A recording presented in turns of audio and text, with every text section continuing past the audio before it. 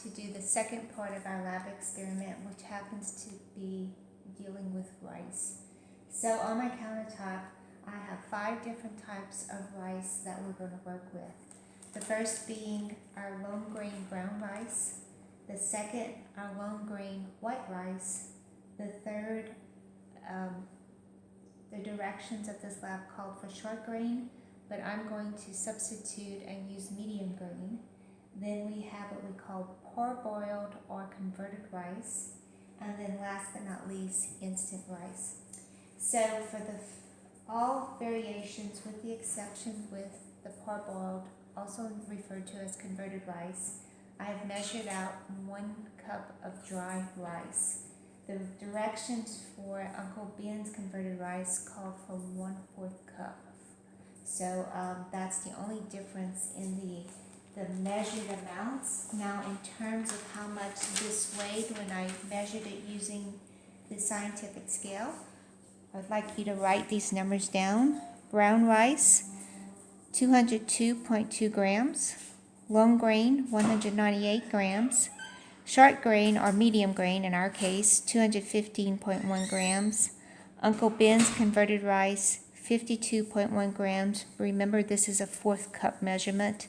These, as well as the instant rice, are 1 cup measurements. And then instant rice is 110.1 grams. So all the package directions say that you should cook it on the stove, but you can't cook it in the microwave. But for our purposes, we're going to use the stove top. It looks like the rice version that's going to actually take the longest is the brown rice, and that makes complete sense since there's more of the grain remaining, and with that grain is the fiber component of the grain, and so that's going to cause it to take a little bit longer to cook. So I'm going to walk over to my stove top where I have already measured out 2 cups of water.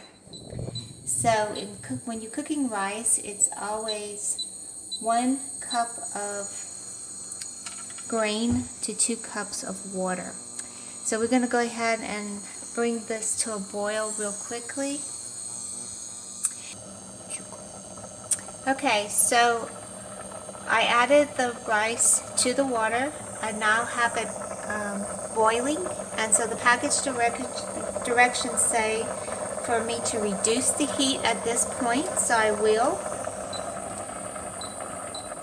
I'm going to reduce it to about 7, and I'm going to cover it, and the directions say for me to cook it for 45 minutes at a simmer until all the water has been absorbed, and then I'm going to remove it from the heat and let it stand. So on my clock, all of this process started at 8:22 p.m. and so when I come back, I'll be sure to give you the finished cook time so you can document that. So I'll see you soon.